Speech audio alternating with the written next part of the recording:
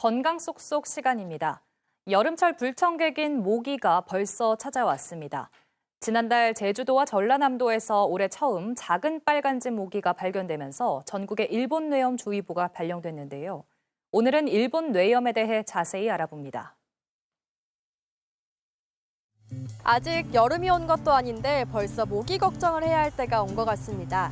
모기는 말라리아나 일본 뇌염 등을 옮기는 매개체죠. 매년 전 세계적으로 100만 명 이상의 목숨을 앗아가는 치명적인 해충이기도 한데요. 이 가운데 일본 뇌염 바이러스는 어떤 질환일까요? 일본 뇌염은 일본 뇌염 바이러스로 옮기는 작은 빨간 진모기에게 물리면 바이러스가 혈액 내로 전파되면서 생기는 전염병입니다. 급성 신경계 증상이 나타나는 제3군 법정 감염병으로 일본 뇌염에 걸린 모기에게 물리면 250명 중 1명꼴로 증상이 나타납니다. 일본 뇌염은 5일이나 15일 잠복기를 거쳐 발열, 두통 등 가벼운 증상을 겪을 수 있는데요. 드물게 뇌염으로 진행되면 고열이나 발작, 경련, 마비 같은 증상이 나타나고 이 가운데 20%에서 30%의 환자는 사망에 이를 수 있습니다. 안타깝게도 현재 특별한 일본 뇌염 치료법은 없습니다. 예방 접종을 하거나 모기에게 물리지 않도록 하는 게 최선의 치료이자 예방 방법입니다. 일본 뇌염 주의보는 해당 연도에 처음으로 작은 빨간 진모기를 채집했을 때 내려집니다. 지난달 제주도와 전라남도에서 채집된 42마리 모기 가운데 10마리가 작은 빨간 진모기로 확인되면서 올해 처음으로 전국에 일본 뇌염 주의보가 발령됐는데요. 이는 지난해보다 사흘 빠른 것으로 나타났습니다. 일본 뇌염 주의보가 내려지는 때를 그해 모기 활동 시작 시점으로 볼 수 있는데요. 뇌염을 옮기는 작은 빨간 진모기의 이른 등장에 대비도 서둘러야겠습니다. 네, 이번에는 치료법이 없고 심하면 사망까지 이르는 일본 뇌염, 어떻게 대처해야 하는지 전문가와 함께 더 자세히 짚어보겠습니다.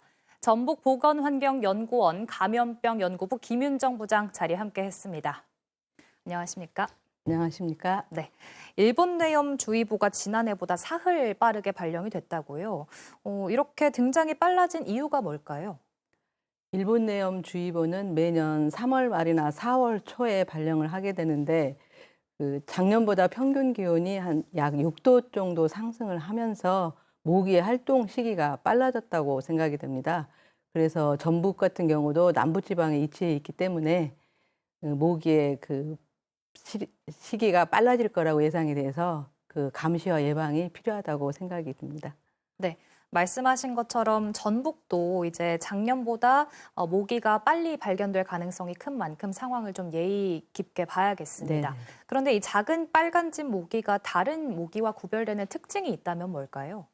저희가 육안으로는 잘 특징을 구별을 할 수는 없는데 암갈색의 작은 모기입니다. 저희가 현미경을 통해서 종별 분류는 하고 있고 이제 주로 얘들은 밤에 활동을 하고 흡혈을 하는 게 특징입니다.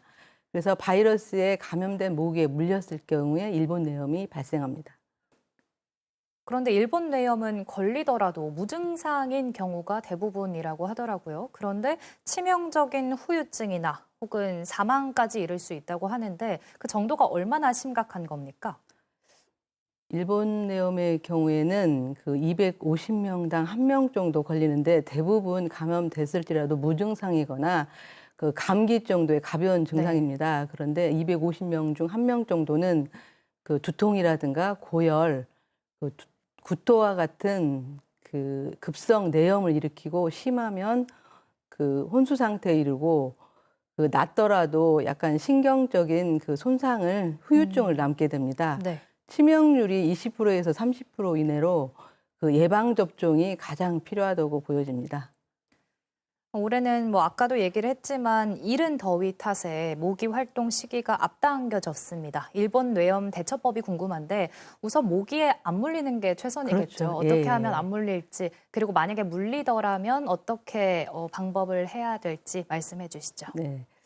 주로 야외 활동 시에는 밝은 색의 긴 옷, 그러니까 바지라든가 소매, 긴 소매 등을 착용을 하시고 옷 품이 좀 넓은 것을 착용을 하시면 되고 밖으로 나갔을 때는 기피제를 사용을 하시면 됩니다.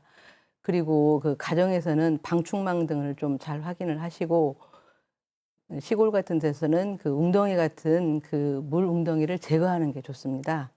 그리고 만약에 모기에 물렸을 경우에 깨끗한 물로 씻고 뭐 심한 가려움증이나 이상이 있을 경우에는 반드시 보건소나 병원을 찾는 게 좋습니다. 그리고 네. 어쨌거나 병원에 네. 만약에 증상이 나타난다면 네네네. 병원에 빠르게 가는 게 확실한 예, 예. 방법인 거죠? 예, 알겠습니다.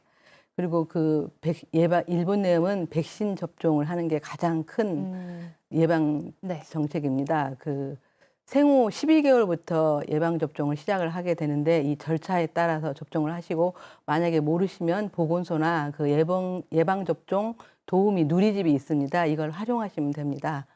그리고 앞으로 우리 그 보건환경연구원은 그 일본 내염 매개체 그 개체 수와 그 시기를 그 면밀히 관찰하기 위해서 그 일본 내염 유행 예측 밀집도 조사와 그 기후변화 매개체 거점 중점 센터 등을 운영을 해서 철저한 연구와 감시를 통해서 그 도민 여러분들의 건강을 지키도록 최선을 다하겠습니다. 네. 오늘 방송 보신 도민분들도 대처법 잘 지키셔서 건강한 여름철 보내셨으면 좋겠습니다. 여기까지 듣겠습니다. 고맙습니다. 감사합니다.